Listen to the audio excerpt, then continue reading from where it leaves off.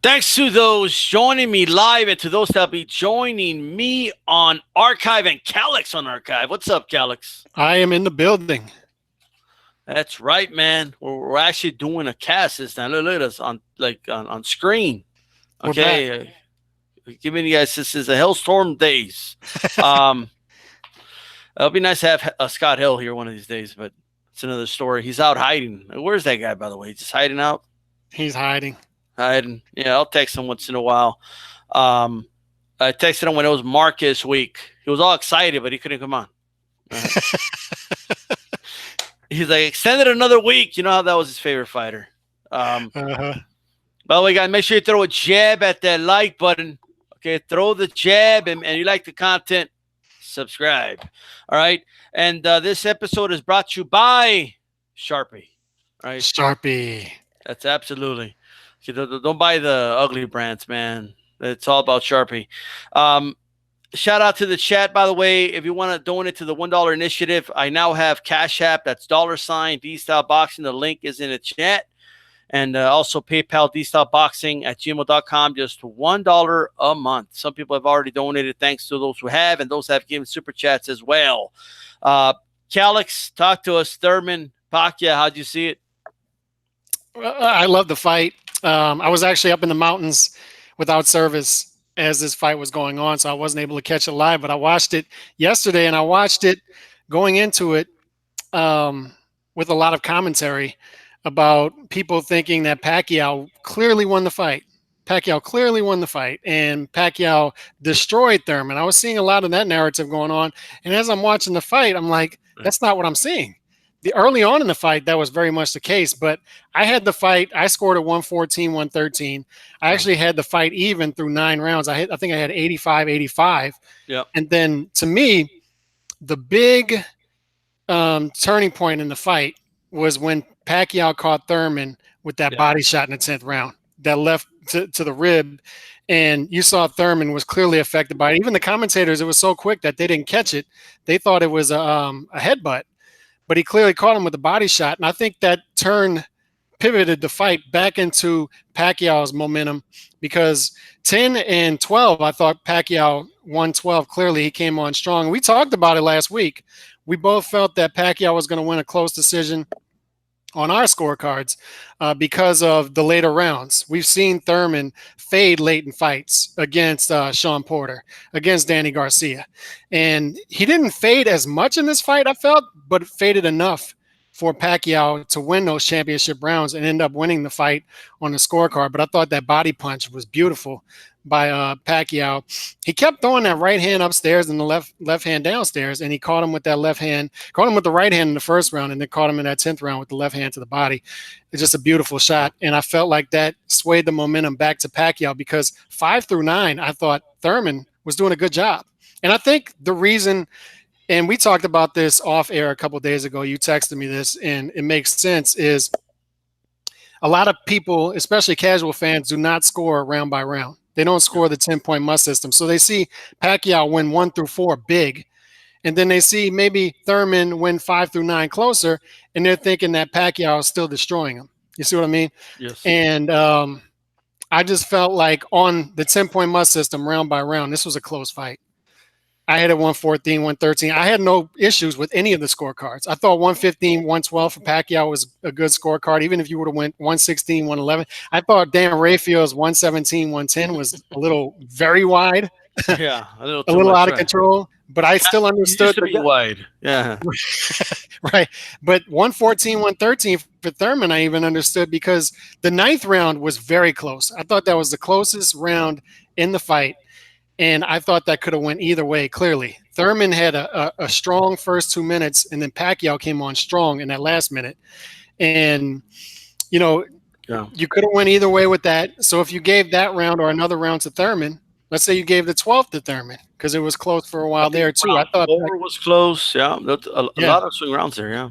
So if you swing one of those rounds to Thurman, you have 114, 113 for Thurman as well. But we've talked about Thurman's shortcomings, how we thought his ceiling was a lot lower than what people have been building him up to be. We talked about that last week. But I actually thought Thurman fought a pretty good fight.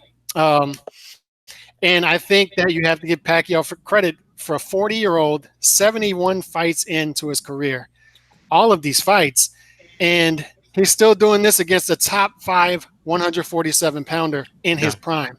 It's incredible to me. it And is. to me, you got to open back up the conversation of, is this guy the best fighter of his era? You got to open that conversation back up because he's almost having a fourth career. We They talked are. about him having 3 careers in one career last week. Well, he's almost starting a fourth career now. Like he couldn't. He's about to pull a B hop, right? Like where he's going to be 45 years old, and you know, and what makes it amazing is that his style of fighting is not is. It's just they don't last this long. You know what I mean? Not with the style of fighting that Pacquiao Yeah. has. But I will agree, man. Very close fight.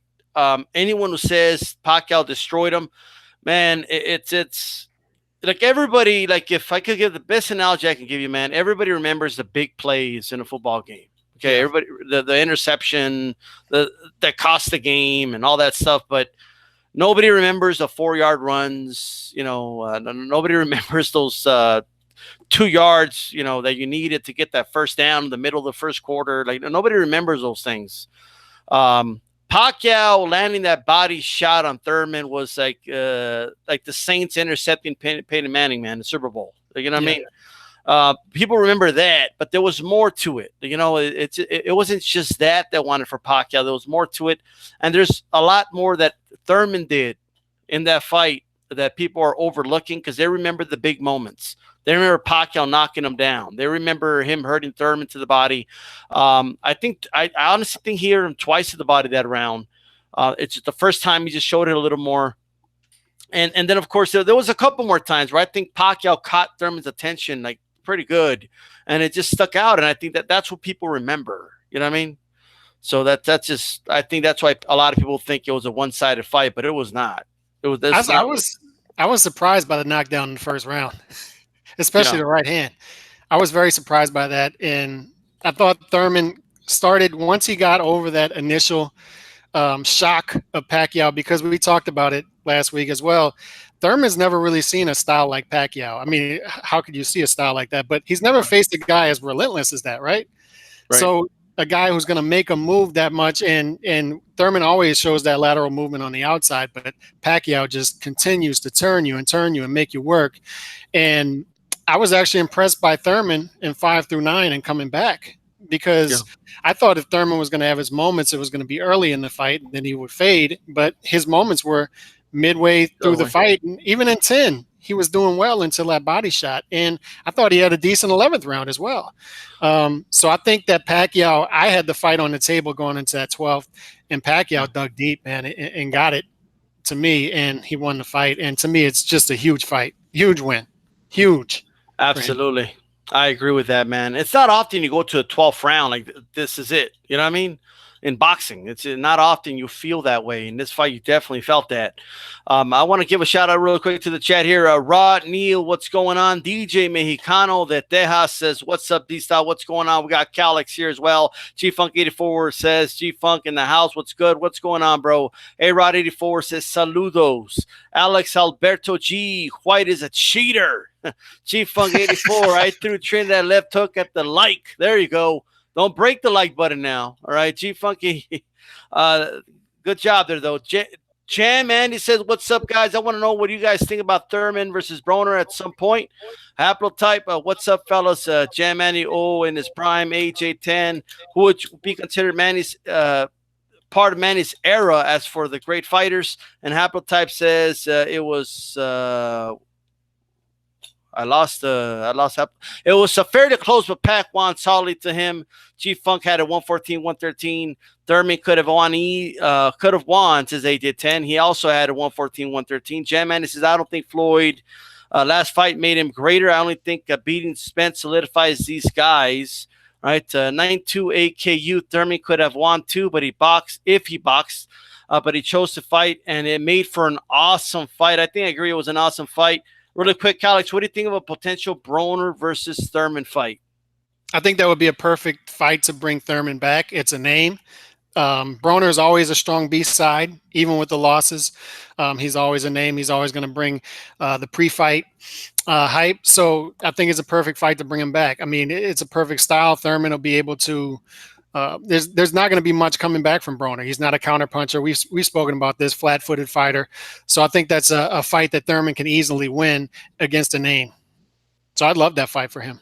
Yeah, I like that fight. It's a nice crossroad fight for both guys. Although, I mean, Broner's been through so many crossroads at this point, but it's like that old song, man. I forgot the name of the song, but that's his song about the crossroads. Yeah. But Thurman, for sure, it's a crossroad fight for him.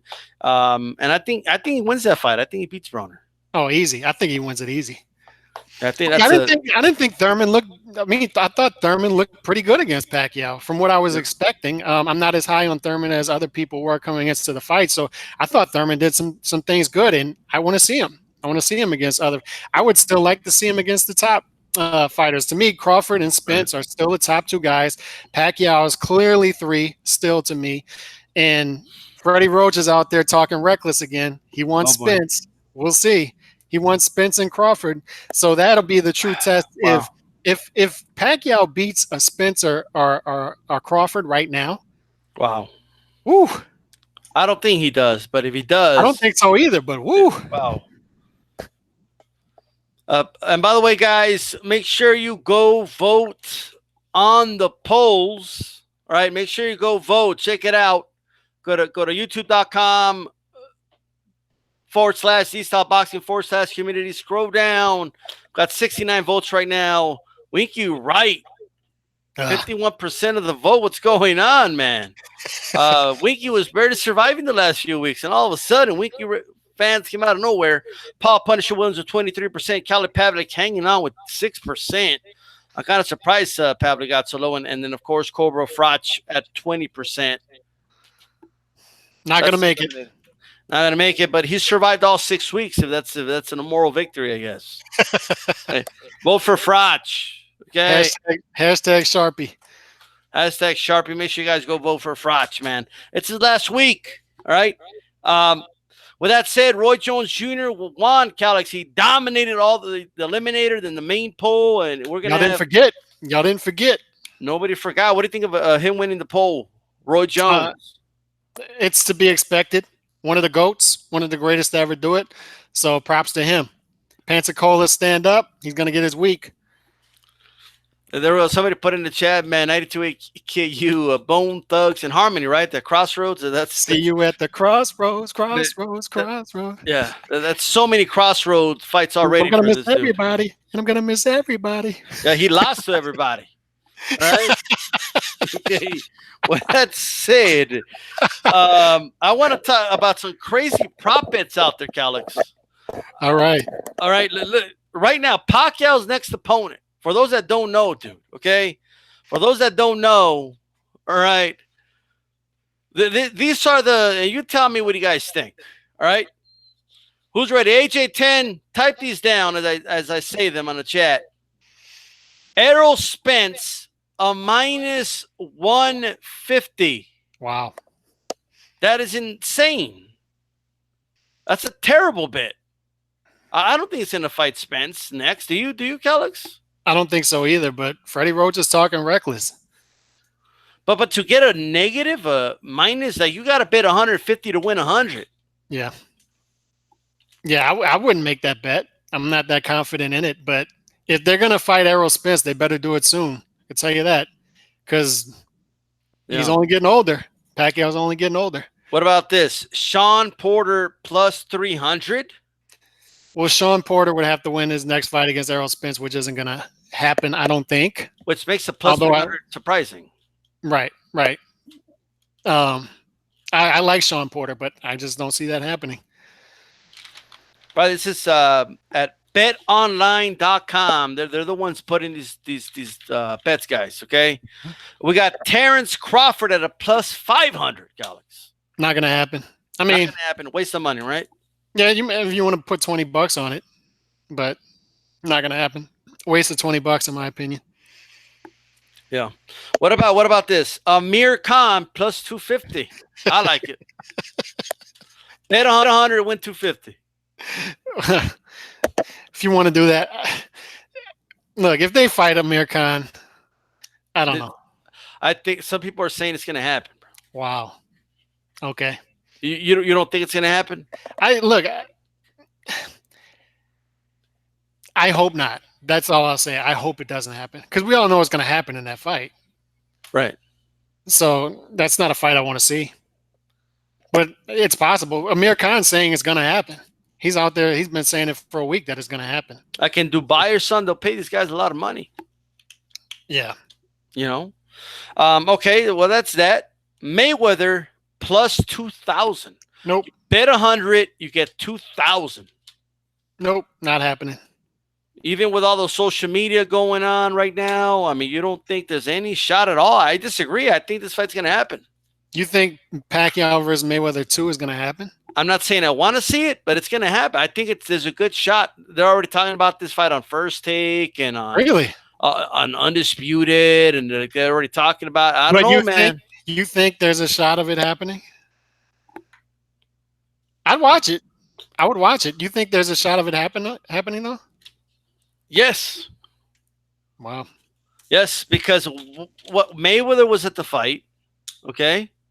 He immediately put an Instagram post about how Manny Pacquiao's clout chasing him.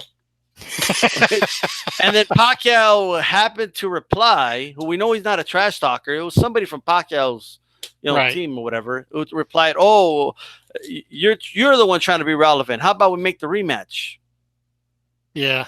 You know what I mean? Like I find that funny, bro. And then Bob Arum came out saying the only reason he left them is because Heyman promised him a Mayweather rematch.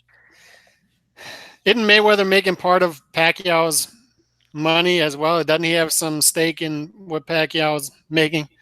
Well, they're doing it under Mayweather Promotions, but Heyman handles all that. He probably gets a cut, but I'm sure he gets a small cut. But what about this? Danny Garcia is not on this list, but Mikey Garcia is 1,000 plus 1,000. That was surprising to me. I don't see him fighting Mikey Garcia, but it was surprising to me that Danny Garcia wasn't in there. And when you texted me this earlier, we were going back and forth. I threw out Danny Garcia's name because to me, he's a perfect guy to throw in there with Pacquiao to continue to. He has full access to fighters that he didn't have access to when he was on Top Rank. 147 is a deep PBC division. Yep. So why not keep picking off overvalued PBC fighters that are in the top 10 and continue to build up your name again and pick off these guys. And Danny Garcia is one of those guys that I've thought for a long time was way overvalued, lost 2 out of his last 4 fights, but he did win his last fight. So he's coming off a win. So you can throw that out there. And Angel Garcia versus Freddie Roach is going to be a lot of trash talk before the fight. I just think that it's a perfect fight to keep Pacquiao going, keep him busy until an Errol Spence or Terrence Crawford happens, which I think eventually it will, or Floyd Mayweather. Yeah, I think the Crawford is way too low at plus 500 because he's not a PBC fighter, to your point. Right. You know what I mean? That should be at least plus 1,000. But what about Adrian Broner at plus 8,000? I don't even know why that's on there. But I don't either. I think that's just something they're throwing to get some small bets. Yeah. Because it's just something that's not going to happen. What about Conor McGregor? 10,000. 10,000. You bet $100. You get your 100 back, and you win $10,000. Look, if you want to waste $100, you can just give it to me. You can Venmo me. No, it's not happening. Not happening. No, not happening. Waste the money. Waste the money. No shot at all. No. But I agree with all those. But I think the Mayweather one's a good bet. Yeah. But next, though, I don't think it's going to happen next. If it happens. Well, they're risking it if it's not next. Maybe he fights Khan next and then Mayweather or something. Yeah, it would have to be a Khan they're doing next. But if Mayweather's in the picture, if he's in the equation, why are they talking about Spence? I got you. But Mayweather comes into the picture. You already know which way they're going to go, right? I think that's a better shot to beat Floyd right now than Spence. Yeah, I do too. Spence is a tough matchup for Pacquiao. Yeah, for anybody. But for Pacquiao especially, Spence is a really tough matchup. I'm not even sure Pacquiao beats Mikey. What do you think of that fight? That's a tough fight. I think that's a tough fight. Yeah, it is. I think that's a toss-up. Yeah. I mean, when you think about it, definitely. I agree. I might even slightly favor Mikey in that fight. So somebody said Pacquiao versus Inoue. They have Inoue. Stop it, Boxing Dialogue. Okay. Pacquiao beats Mikey beats Pacquiao, says AJ10. Some people are picking Mikey in the chat. That's surprising. And somebody said Jam Manny says that was not Pacquiao on Twitter. That was Jinky. Whoever it was had perfect grammar. Right, definitely. I also want to ask you, man, the breaking news you told me this morning, man. Chavez Jr., you guys excited? He's coming back. Awesome. Yeah. Yeah, eating Lucky Charms in the living room, moving the couch to the side so he can train in the living room in his pink underwear and jump in the pool while his dad is giving him a mean scowl. Yeah, that Chavez Jr. is back. I can't wait. Look, in all seriousness, though, right, he's entertaining. He's entertaining. Yeah. I mean, look, we know what the deal is, but he's entertaining. He's something to have around. Yeah, but not at the highest level, but but he's something to have around. If you match him right, he's going to be in fun fights. You just have to match him right. He's like that fifth grader that has to fight all the first graders. You know what I mean? Like, makes it exciting. He has to be 30 pounds higher than his opponent, right, to face him. But look, if you back? Did they announce who? Is it just some dude? Is it a FedEx package dude, or who is this? I think they said August 10th is the date, but they didn't even name an opponent, I don't think. So it might fall through. It might not happen. We might be getting our hopes up for nothing. He might not even make weight at this point. He might not make weight. It might be on Facebook Live or something like that. So I'll never forget, man, on Spanish television, his dad was like tired of him. You know? This was like he said he was gonna get his son back into shape and make him get serious. 2 weeks later, he's on a show, A Los Golpes on ESPN Latino, okay, or Espanol, whatever, and he's saying, "I no puedo con ese muchacho," right? He's saying, "I can't with this kid no more. He has no drive. He has no hunger. He doesn't want it, and I just can't anymore." That's he live on the air, dude. Live on the air. Como se dice trash? Basura. Basura. Yeah. That's Chavez Jr. He said, "Ya me tiene hasta aquí." Like, he has me up to here. But look, it's like a reality show. You know, you welcome it back.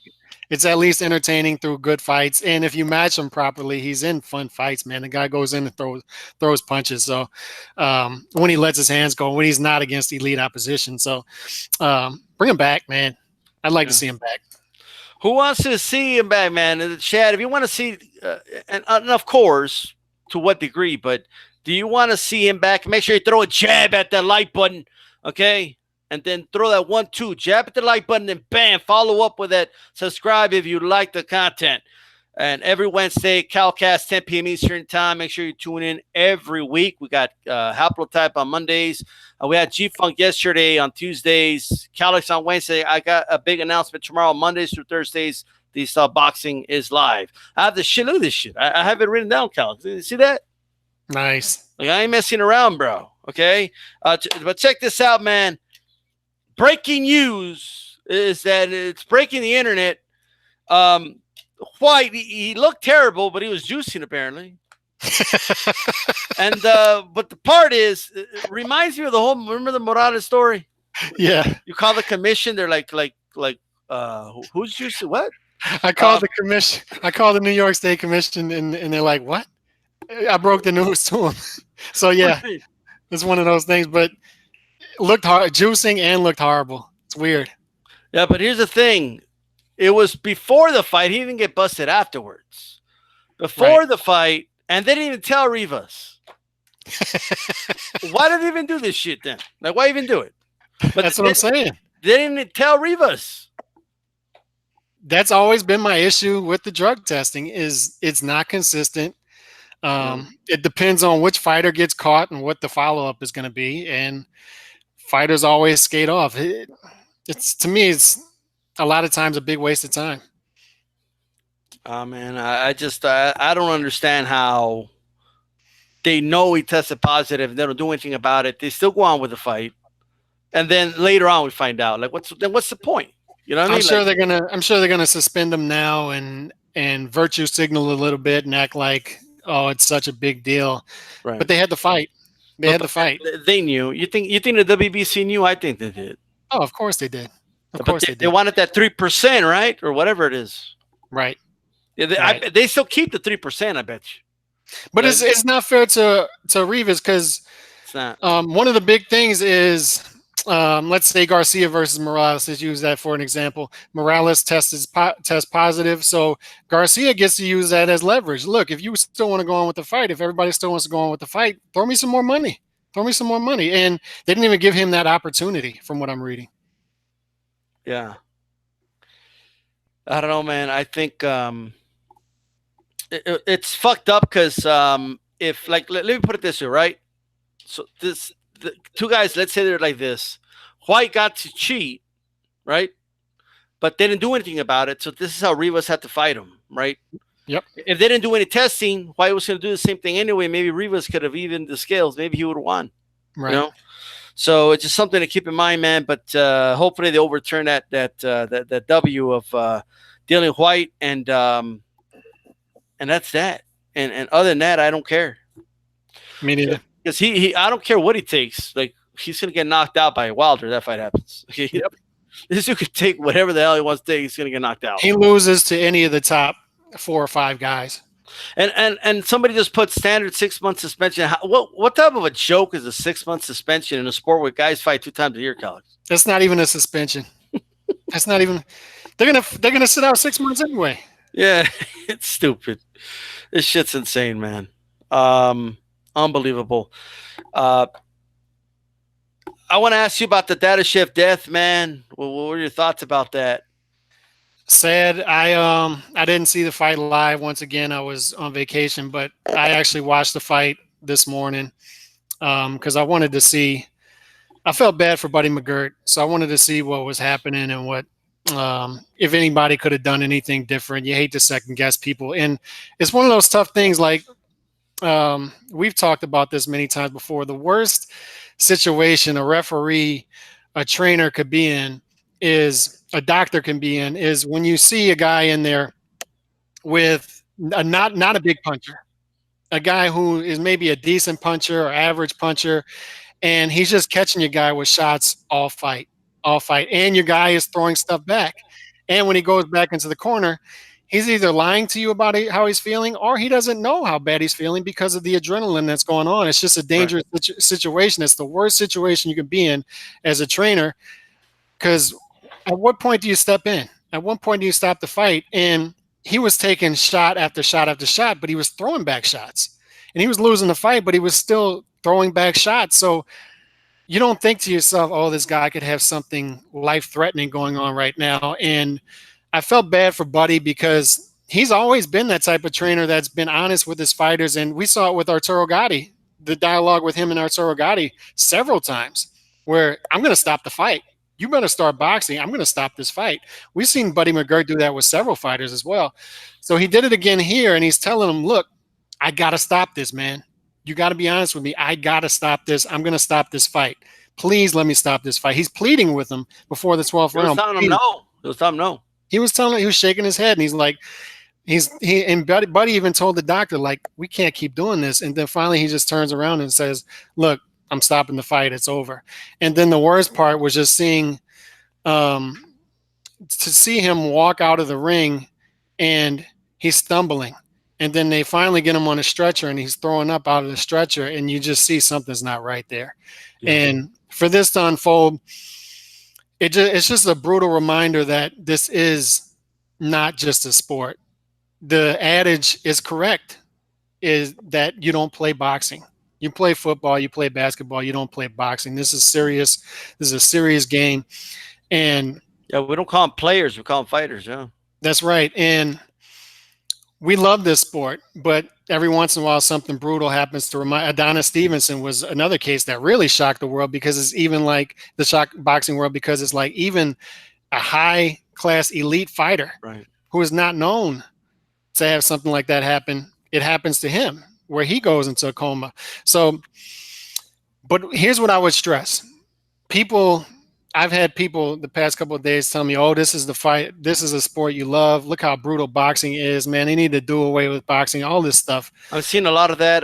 Not to cut you off, but I mainly seen it on not the sports networks like ESPN and Fox Sports releasing it, but like on my social media, like whether it's Fox News, CNN, all the major outlets. They never report on boxing, but they reported this, right? Mm-hmm. And you see a bunch of people, bro, calling for the ban of the sport. Like, why are we doing this in 2019? Is what you're saying. And my message to those people would be, and it's a common sense message, it's Yeah. look at all the good that this sport does for people. Right. That far outweighs stuff like this. Far outweighs stuff like this. Yeah. And I remember Bert Sugar, this was decades ago. I remember watching highlights of this a couple of years ago where he's in front of Congress and he's testifying to them, look, you're trying to do away with this sport, but look at all the good that this sport does for people. I've been in boxing gyms. I've seen guys come out of jail, get reformed, get disciplined. Look at what the sport has done for them to give them structure in their lives. Look at what it's done for. Look at what it did to Bernard Hopkins. Had they not had a boxing program in prison, we have no Bernard Hopkins, and he's probably getting out of jail and robbing somebody else. So, just look at all the good it's done for not only low class people, not even poorer people. Look at the Klitschko's. Look at what it's done for their family. So, and it brings people together. Look at the. I don't know if you remember this when I was doing a translation for. It was Orlando Salido interview on Rope-a-Dope Radio. I remember it. Yep. And I remember at first I misunderstood him. Somebody, I forgot who it was, asked out of U4, I forgot who asked, why did you get into boxing, right? And he said, oh, because, I had the hunger or something like that. And that's what I responded. And then he stopped me because he said he wasn't done, right? And he's like, I thought he meant, hunger for success. Like, you know what I mean, right? But he meant he was hungry. Right. He needed to put food on the table. Like he needed to put food now. That's why he didn't have time he didn't care if he got owls early in his career. He needed to, fight, pay to get food on the table. Manny Pacquiao, man, has always told that story about how his first fight, he got just enough to buy a bag of rice. Right. It's this sport has saved more lives by far than it's taken. Oh, and it's not even close. And not to say, and of course, we don't want lives to be taken. No, but it is. It's definitely it is. I think Max Kellerman put it best, man. He said it's our guilty pleasure, Mm-hmm. But this guilty pleasure has gotten a lot of people out of really bad spots, man, in their life. So Dadashev was trying to and bring a better life for his family, trying to bring his family to America, and his wife was in Russia. It's just a devastating story, man. It honestly is, but it's what he wanted, man. That's what he was fighting for. And a lot of jobs are dangerous. You don't think it's dangerous working in the oil fields? You know what I mean? You don't think if being a fisherman out in the sea is dangerous? A lot of jobs are dangerous, right? But these fighters and anyone who takes certain jobs knows the risk involved in the jobs that they take. These fighters know the risk they're taking. It doesn't make it any better when a fighter passes away, but it is a brutal sport. There is a gladiatorial nature to the sport, and that's why we love it. And I don't have any moral answer as far as to why I support the sport, other than I support the fighters because this is what they want to do. Let me tell you, if these fighters are being forced to fight against their will, I'll be the first one to be against the sport, but that's just not what's happening. This isn't that's just not what's happening, right? I mean, mm-hmm. Yeah, it's sad, and obviously we throw our prayers out to the family, and Buddy McGirt as well, because I know he's got to be feeling bad. Although I don't think there's anything different he could have done. But I would also say this: we need to be careful about some of the things we propose after something like this happens, because I've heard, you need to make the gloves bigger. Like, we all know that has the opposite. It's like all the people in football with the CTE, and they're saying we need to add padding. That's the worst thing you could do, in my opinion. Look at rugby. Rugby's safer than football. The reason? There's no pads, so the guys aren't flying across the air to knock each other out. And it's the same thing with boxing as opposed to MMA. 4-ounce gloves, you're going to get knocked out right away, as opposed to 8 to 10-ounce gloves. So if you go to 12 or 14-ounce gloves, you're going to be taking more punishment throughout the fight. Gloves are made to protect the hands, not the face. Yeah. A lot of people don't understand that. You know what I mean? But I just think, man, to me, they got to be. I agree. We have to be careful with what people are proposing. Um, what type of an effect do you think it would have if this was Pacquiao or Thurman, dude? Like if this was Thurman, you're like I think I couldn't imagine. Like I don't even want to say it, but like there would be proposals to ban the sport. Like I know that sounds extreme. Yeah. But no, I really there would. There certainly would. And that's what I was saying with Adonis Stevenson. It was shocking, but I don't think Adonis Stevenson was as big of a name to the mainstream public that if it would have happened in this fight. So we didn't get any of that, but hopefully that never happens. I would say that we don't want to lose anybody, but yeah, to have the sport, losing the sport, I can't see where things would go if that ever happened. Well, now let me talk to you about what they can improve. It's the commissions, man. They dropped the ball a lot, bro. Yeah, they did. And I've always said, I think a lot of these, I think they go fight after fight, thousands of fights, and nothing happens, right? But you got to be ready for when something does happen. Yeah. And it's way too many times, man, where they just don't get a guy to the hospital fast enough. You know what I mean? When they were announcing the winner, that dude should already been on a stretcher on his way out of that place. Right. And it's precautions they need to take. And I think they dropped the ball, man. I don't know if you saw Timothy Bradley's whole take on that thing, but it's chilling to hear him talk about it, because he talked about like he noticed 2-3 rounds before that they should have stopped the fight, because he's been in a similar situation in his fight with what's the boy's name again? Oh, Provodnikov. Yeah. So and he also talks about, how he tells us about how every fight, man, a piece of them is left behind. Like these guys leave a piece of them behind. And let me say this other thing, man. There's a lot of guys out here, and I know what you guys mean, okay?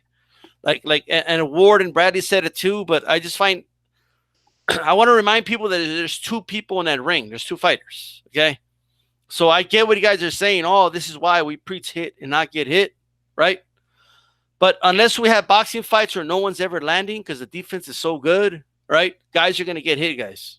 Yeah. Like if whether it's both guys getting hit or one guy getting hit, we're not reducing the chances of deaths if more fighters are defensively responsible. Because if you say, man, if all fighters need to start doing the hit and not get hit style, which I don't think fighters are really going out there wanting to get hit, right? They're trying to hit their opponent more. But my point is, the sport is dangerous, period.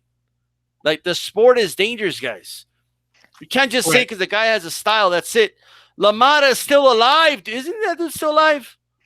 I think he is. And look, also you need versatility in a sport for the sport to flourish. Like if you have every fighter in the hit and not get hit style, and circling and clinching, you're going to have a mass exodus of the sport from the fan base. So, and then all the good things we talked about, aren't going to be there anymore.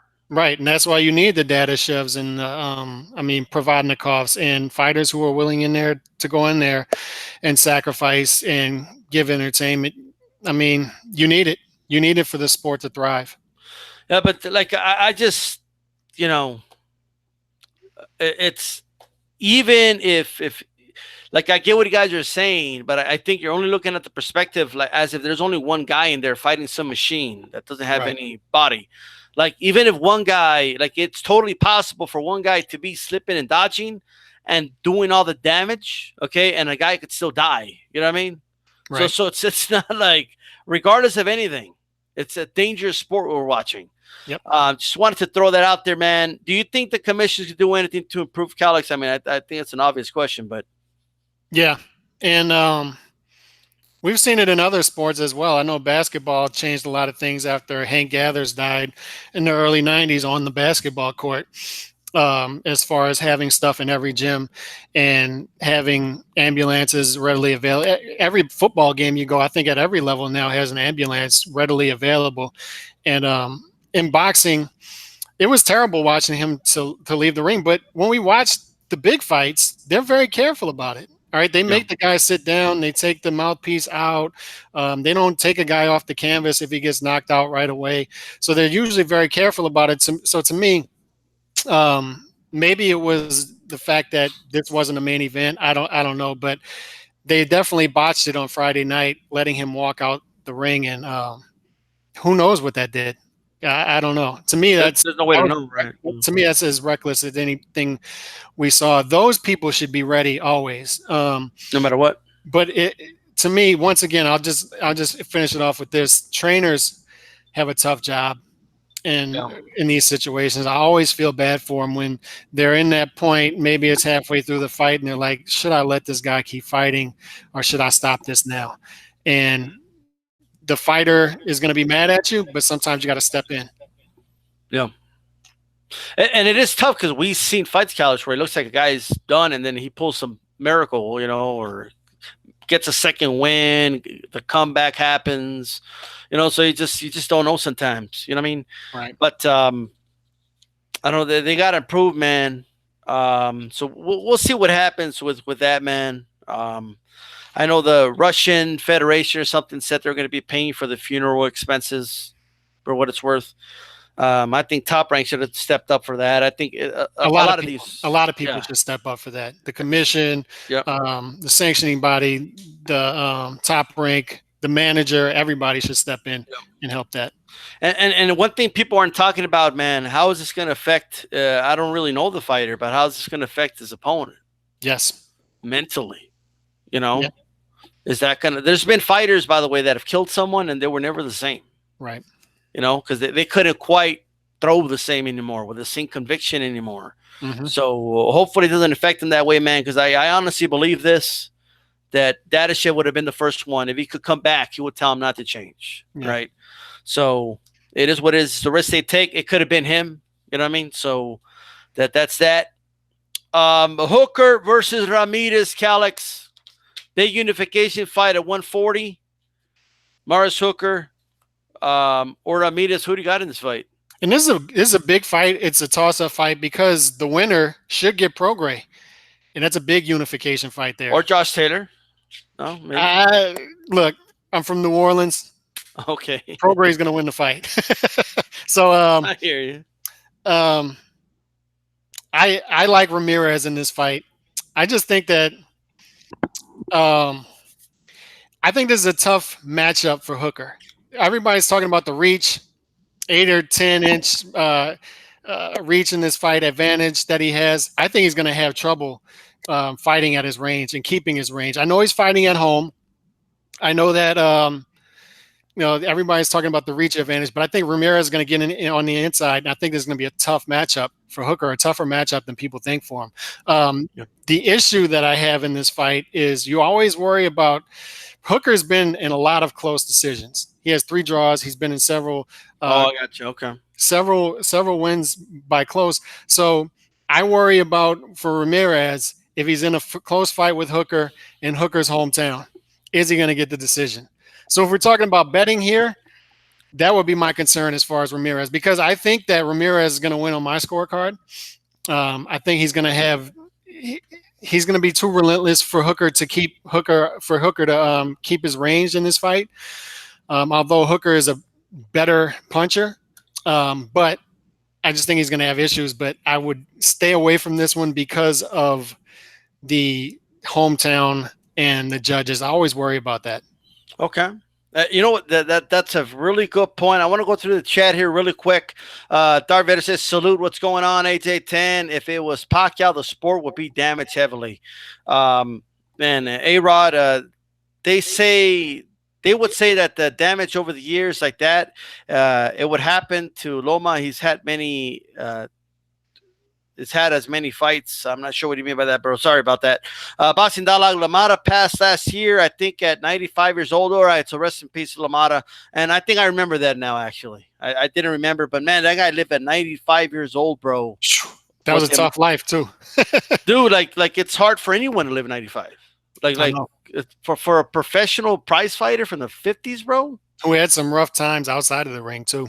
Yeah, like that is like a miracle, bro. Like holy shit. You guys go watch Raging Bull when you get a chance, by the way. A-Rod, AJ10, Lamada passed away. Gotcha. Jonathan Sarton. This proves the change from 15 to 12 doesn't make a difference necessarily. I think it does, bro. I think there's a slight difference. Haplotype in Puerto Rico, the ambulance suck. Take them over an hour to respond to Cotto's dad having a heart attack. Wow. Boxing conversations with Reggie Owens. You never know the damage or what comes fatal. The Chisora knockout of Spica looked fatal to me, but it wasn't. I would have never thought Dadashev defeat would end fatally. Very well said, man. Jam Andy, I don't think death in boxing should get much talk. It happens. I mean, we got to mention it, bro. This was a televised fight. You know, it wasn't some random fight. I know. Judo not that long ago was in induced coma. You know, thankfully nothing happened to him. I think he should call it quits. I forgot about that. Judas got if that's not a sign, bro, I don't know what is. Like it's time to call it. And that's why, you know, Calix, people thought we were like just trying to be funny about the Occupy Roy Jones. Remember that? We need to start the Occupy Zab Judah movement as well. Yeah, but yeah. Like, I was worried about Roy's health, bro. He's getting knocked out left and right like every fight. Yeah, and the speech pattern wasn't the same either. So yeah. I mean, I'm just saying. Now the odds in this fight, man, as you said, the fight's in Hooker's hometown, Dallas, Texas. If you guys aren't out there, make sure check that out, man. Support that fight, big fight. I want to see more YouTubers make fights. Talk about this fight. By the way, I know the Pacquiao Mayweather thing is a big deal, but let's talk about this fight. Hooker, I've seen different odds, Calix. All right, I'm gonna put them on the screen here. So let me. Well, I'm not gonna put them on the screen, but Hooker for the most part is anywhere from a plus 104 to a plus 111. Mm-hmm. Right. The best site I've seen, there's two of them. Okay, is the MGM betting website, or there's what's this other one? What the hell is that? Borgata, something like that at 115 plus 115. So some other websites have it at 110, plus 100. Given the fact that it's in his hometown and a close fight, and I don't see any other prop bets for this. So is this a good bet? Hooker at plus 110? If you like Hooker, yeah, I think there's value there if you like Hooker. Like I said, I think Ramirez is going to win on my scorecard. But when you're fighting in your hometown, Hooker does have the reach advantage, although I think he's going to have some issues establishing that reach. But right. I think there's some value there. If you like Hooker, I would bet there. The issue with this fight, too, is with betting sites is when you don't have a big fight, right. A lot of these online betting sites, it's not like Vegas. A lot of these online betting sites aren't going to have the prop bets. So last week we had Pacquiao versus Thurman, also a toss-up fight, but we were able to get better odds by saying Pacquiao by decision or Thurman by decision. So we were able to build up those odds a little bit by picking Pacquiao by decision instead of just Pacquiao straight up. This, you don't have that. You don't have that in this fight because there aren't the prop bets, but I like what I'm seeing as far as Ramirez winning this fight. The issue is he is the slight favorite, so you're not going to get as much of your money back there. Well, I did put them in a screen there. I believe you guys should be able to see that. Do you see that, Calix? Yep, I see it. All right. So those are the sites, guys. You guys can check it out. And that would be Ramirez at the top and draw at the bottom. So if you think this fight is going to be close and you want to throw some money down, $20 down on a draw, you can win some good money at plus 1,800. That's for sure. And by the way, Hooker has 3 draws. On his resume. So it wouldn't be a bad bet to throw some money down on a draw there. I just always shy away from hometown fighter judges. I think there's going to be some shady stuff going on there in a close fight, but I don't think it's going to affect Ramirez. Ramirez said in the article I was reading that he's fought in Dallas before. He's trained with guys from Dallas. He's trained in Dallas gyms. So this is a non-issue for him. So although Hooker's going to have the crowd on his side. I don't think it's going to affect Ramirez that much. And like I said, I think it's going to be his style of fight for the most part. I think he's going to establish his style, and I think he's going to be the better fighter on Saturday night. Right.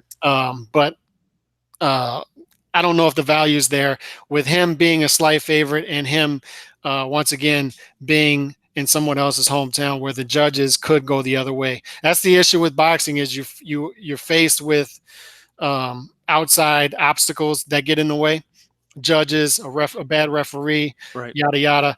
And we thought that could possibly be the case against Pacquiao Thurman, and it wasn't. So those who listen to us and bet Pacquiao by decision, Yep. congratulations. Yeah, you wanted to win money, you got to listen, guy. You don't got to go to a dark alley in the back, right, with a bookie or like so crazy. Don't stay away from that, guys. Right. Be careful, all right. But look. By the way, don't go bet for Hooker at resortscasinos.com. He's a negative. Look at that, -111. All right, don't do that. The reason I'm showing you guys this because there's options, right? Mm-hmm. So look at this. The play NGM at +115. BorgataSports.com has it a +115. If you're going to bet Hooker, that's the spot to go. And this is straight up, whether it wins by knockout, whether it wins by decision. So I think Hooker, if you believe Hooker's going to win, you go to those websites, man. They're giving you more for what you bet. All right. Juan Carlos Ramirez. I mean, it's pretty. Look at this, man. So some of them have them at -137. Man, it's terrible. But if you're gonna bet for him, ironically, it is at resortscasino.com. they have this fight pretty close, man. It's insane. But that would be the spot to bet if you're gonna bet for Hooker. Do you think the draw is a good bet, Calix? Yeah, given the history of Hooker, why not throw a little money down, $20 down on it or whatnot. So at +1,800, look, it's always a draw is always let's throw it to the wall and see if it sticks type of bet. I mean, it's not a calculated common sense bet, but if you see +1,800 and you have some money that you don't mind throwing away, why not throw $20 down on +1,800? And look at that. You see, if you guys could see that, they only have it for the winner. There is no over under. And you know what? I also not because it's not a big fight, Keller. It's just it's not bettable in these other. These bookies have no idea this fight's going to go distance. If like they don't feel comfortable placing those bets at all. Right. Now, again, resortscasino.com, I don't know where they're getting -111 from when all these other guys have it +115 for Morris Hooker, right? So if you're going to bet for Hooker, vote on those sites, man. That's the place to go. And then, of course, you got 4 sites. Triple H Sport has that, +1,800. BetStars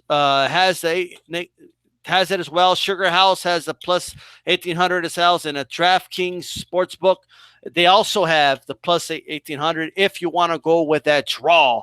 And you're welcome, guys. Okay, but here's what I say: if since I think Ramirez is going to win, I am going to advise you guys to sit it out. That's my advice. What's your advice, Calix? I would advise you to sit out just because of because I think Ramirez is going to win. This is a true toss-up fight, but I think Ramirez is going to establish his style and win this fight on my scorecard close. That -125 is not bad though.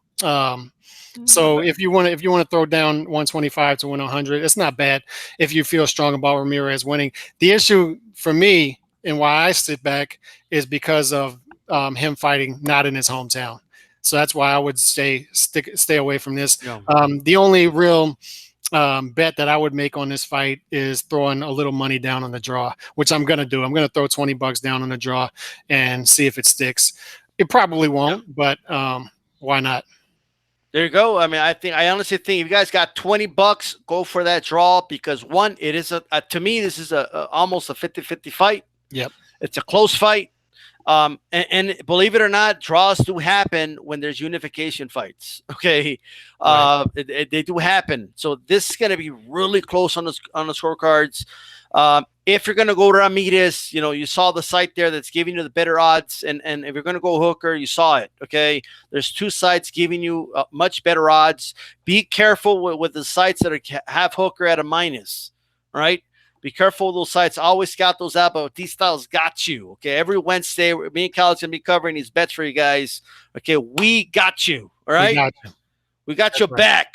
All right, and make sure you throw a jab at the like button. Let's get it 20 likes. All right, Calix. I know you're done begging and all that, but tell people that they should vote for Frotch, bro. Right? Hashtag vote for Carl Frotch. Come on. It's his last week. He's got a couple days left. Look, this is like the you see those you see the commercial with the puppies, and they're begging you to adopt the puppies, and the lady singing in the background. That's me right now for Carl Frotch. Do it for Carl Frotch. All right? Yeah. Vote for Carl Frotch. He needs his week. All right, like those puppies need an owner, Carl Frotch needs his week. All right, he's done so much for this sport. All right, and look, if Carl Frotch wins, we'll even talk about his wife or his girlfriend for a while. Rachel Cordingly, we'll talk about her as well. Oh, dude. Why not? Look, I know she was smoking hot, but bro, I couldn't stand her, bro. Like when Frotch was fighting, it was like that was one of Frotch's secret weapons. Okay, she was so annoying. Like holy shit, dude! Like somebody shut her up, bro. I wanted the wife of the other fighter to knock her out.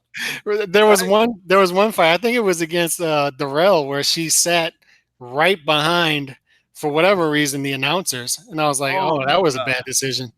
That was a bad seating arrangement. Well, she supported her man. I'll give her that. Oh yeah, she did. But damn, dude, like shut the hell up, bro. God. And by the way, people like, what has boxing done? Like, look at Frotch wouldn't land that girl without boxing, bro. Exactly. I mean, look at the nose, man. Come on. Although he's a complete alpha, but look, no, boxing landed him that. A Maxim model. Unbelievable. Like for Frotch was a winner every fight. Roy Jones Jr. Cotto needs a week 2. Cotto's probably, I think, he's a favorite next week. To be honest with you, yeah, Cotto's got it this week. Cotto didn't win it this week by default because they were with Roy Jones, you know. Yeah. But like Roy destroyed everybody. Like you had Morales and Bernard Hopkins in the same poll, bro. Okay, and it was like it didn't matter, you know. Right. Which was very fitting, ironically, on Roy Jones' career, you know, because it's in his prime. I look forward next week, man, to Roy Jones Jr. Appreciation Week. I really do. We got 2 more guys to get to 20 likes. We're at 18. There's 21 people in the chat. All right, make sure you throw a jab at the like button. I know, Calix, have you thrown a jab at the like button? I have not yet. Okay, we need Calix. Look at this. He's not utilizing a jab. All right. Let me utilize the jab real quick. Yeah, he's not utilizing the jab. The jab sets everything up. Let me tell you guys, first of all, this show was sponsored by Sharpie. Okay? Yeah. I'm old school. Look at this. Look at the notes. Okay, aren't these beautiful notes? Right? Yeah. Look at these notes, guys. Look at these notes from the other shows. Look at this. Right? But anyway. They're pretty good handwriting. It's not bad. It's not bad. It looks good because of the Sharpie. That's what it is. But I want to make sure, you know, you guys remember to Tempe miss your time. I appreciate the support, guys. And Calix, you have any final thoughts? No, I'm looking forward to the fight this weekend. Always, man, it's great to be on to talk boxing. Thanks for giving me the outlet to talk here for a while. Love doing this. And props to Pacquiao, man, for starting another career within his career. And I thought that was a really good win. And what I was going to say, the jab sets everything up in boxing and it sets everything up on YouTube. Okay, when you guys throw a jab at that like button, right? The algorithm on YouTube, it puts it more on those, you know, recommended, you know, YouTube videos. It's more likely to appear when people search Hooker, Ramirez odds. It's more likely to appear because you guys are throwing that jab. And what does that do? That sets up, okay, a nice hook to the subscribe button. It sets up an uppercut to the bell button. That way you're notified every time Dstyleboxing comes on live, right? So thank you very much, guys. Evander Holyfield for, yeah, Evander did recently retire, didn't he? That was recently? Well, then that's 10 years ago, maybe. No, he fought on for a while. It wasn't 10 years ago.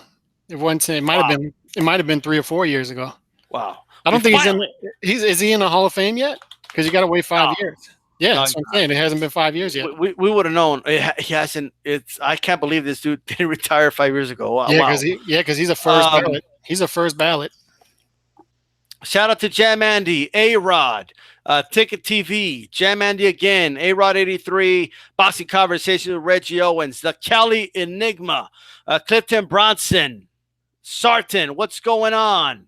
All right. Shout out to all you guys, Boxing Dialogue, even though he's too high on anyway. Oh, Cal, before you go, I don't know if you have an official opinion on this because it is, 118 pounds, and a lot of boxing fans don't like watching the little guys. And I know you're like 6'3", so you probably look down on little guys. I don't know. But Neri, were you impressed with? Were you able to watch his fight? Who's Neri? I didn't see the undercards, so I wasn't able to check that one out. I was up in the mountains over the weekend, so you got to check it out. He landed el gancho al hígado. He landed a body shot. Okay, and he finished that fight. But, man, I'm asking everybody, man, who they think is better. But watch that fight first, and then I'll ask you next week.